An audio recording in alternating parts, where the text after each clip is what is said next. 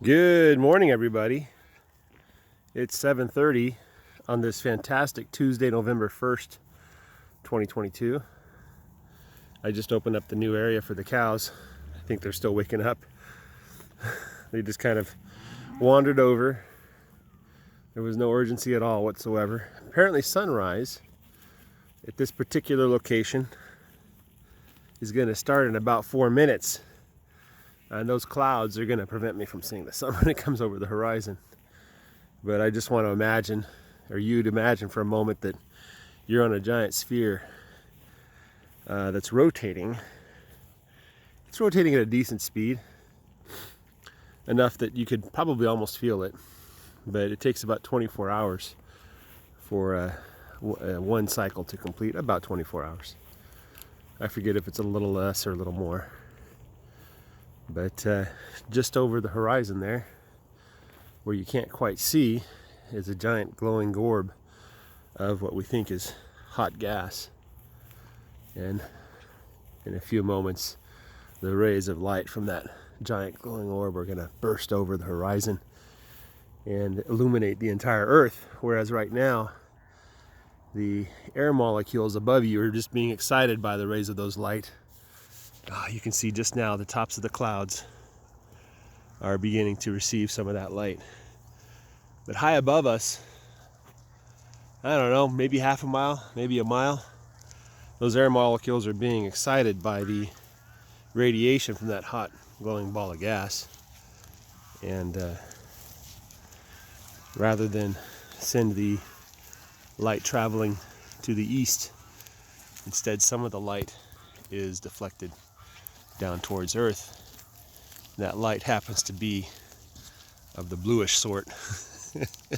And that right now is what's providing the light for the Earth, is those air molecules that get excited by the radiation from the sun. I actually have a physics channel. Oh, it looks like the sheep decided to cross.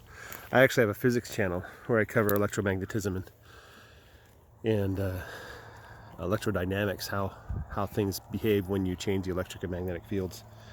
And one of my favorite videos is the one where I explain why the sky is blue. It happens to do with dipole radiation. So at certain angles, the light that's emitted is, if you excite the dipole, then you get light that could be deflected as much as 180 degrees from the original excitement.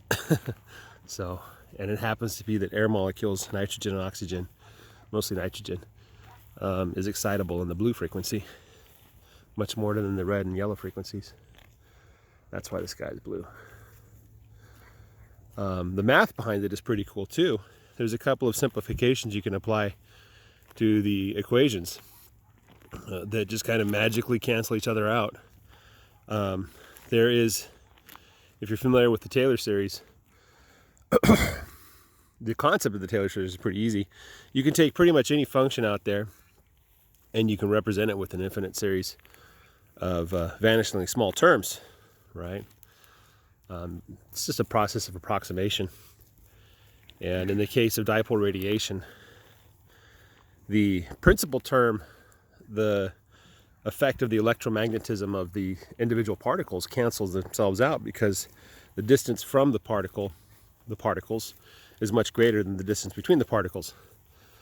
And so the next most important term is that one that gives you the blue radiation. And the subsequent terms are too tiny to matter. But I've always wondered, is it possible that you can cancel out that second term and so the third and fourth terms become significant? And what does that look like? Anyway, that's something that doesn't keep me up at night, but it's just something to think about. I bet you didn't think you were going to get a little lecture on physics when you tuned in this channel this morning. What is a physics guy doing out here raising cows? Well, the answer is I think humans are meant to raise cows. They're meant to be close to animals. It's good for our health. It's good for our food supply. It makes the cows happy. It makes us happy. And the grass, my dear friends, the grass needs the cows. Mother Earth is not a system that survives without human intervention. It's almost like it was put here for us to mess with it. And there's certain things that we can mess with, that if we do it, we can actually make, oh, her coat is wet. It's like damp.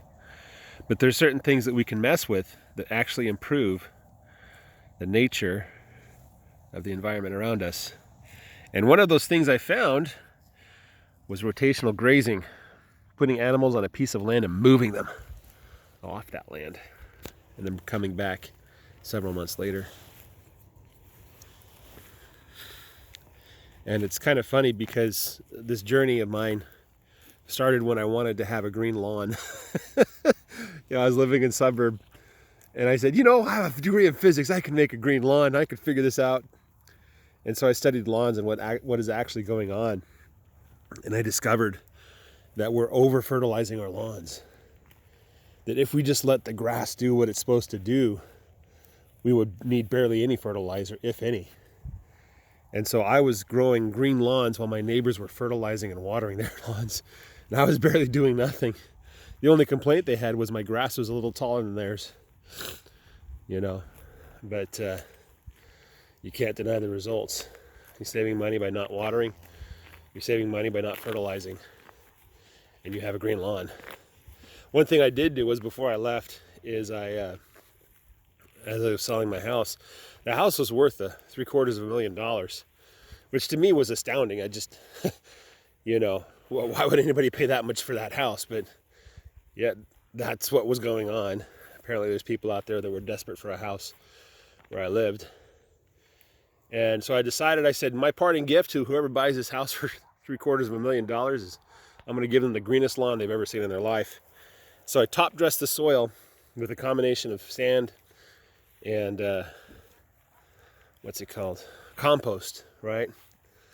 I top dressed the soil, I leveled it, I overseeded it.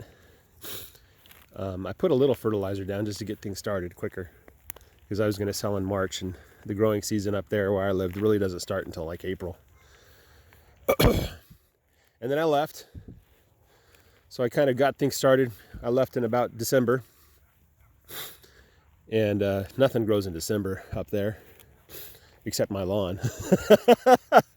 And my neighbors sent me pictures of the lawn. And the sales agent had to hire someone to go out there and mow it every couple days because it was growing so fast and so strong. And it was the most beautiful lawn in the world. And the homeowners association thought that I had created the most amazing thing in the world, when I had just set the stage and walked away. So, yeah, we sold the house. The minute it went on the market, it instantly sold. And my only regret is I should have raised the price, But, yeah, everything came through. And the interesting thing was also is when you think about it, I lived there for 10 or 11 years. And so the profit that I made on the house, you have to split that over 10 or 11 years. It only ended up to be like $20,000 a year. So you can do the math on that. $20,000 a year seems like a lot of money, especially compared to what I actually did for the house, which wasn't much. I redid the kitchen and the bathroom, but it was a 20-year-old house. It was overdue anyway. And that money was money I spent. I just got back. That's something interesting about real estate. I don't think people understand the problem with real estate.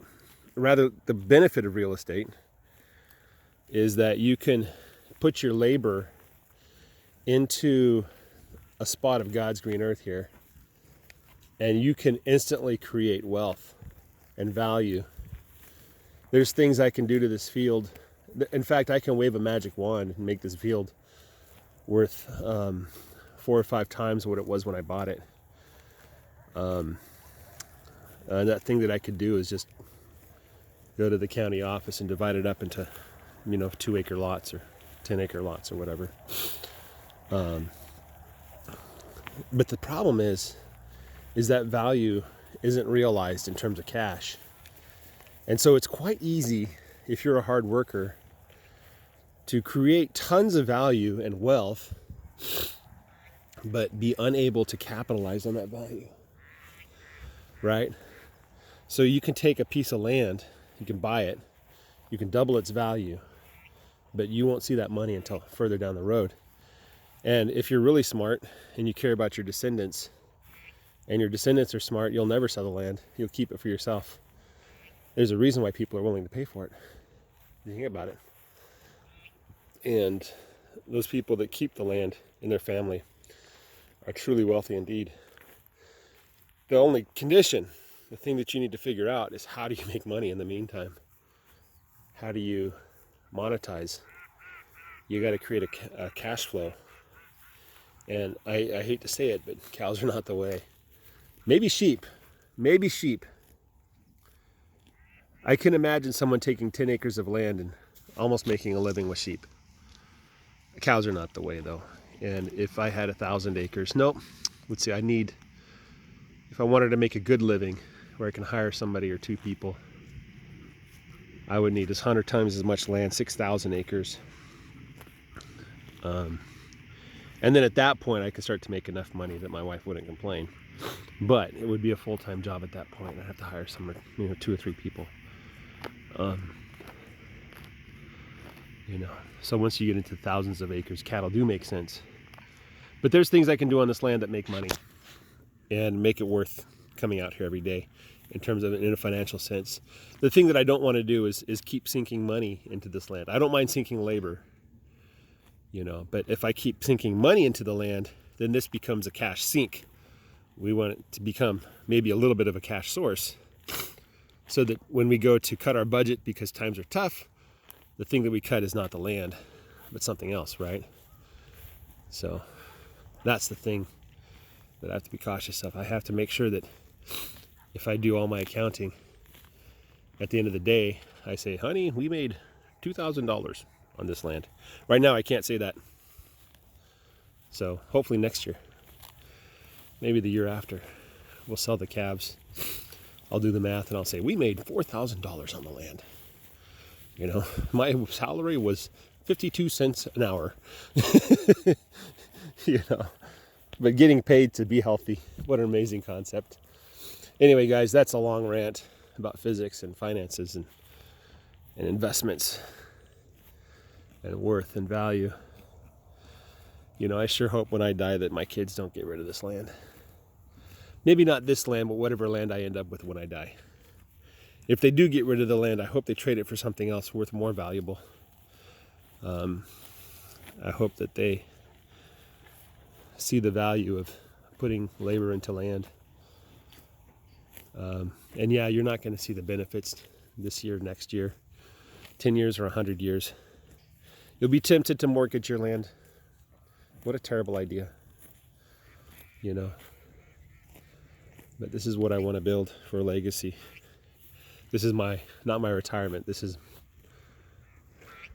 what I created with my life. There's a dead mushroom on the ground. Anyway, guys, have a great day. And looky there, the sun's starting to come through the clouds. Have a great day. Bye-bye.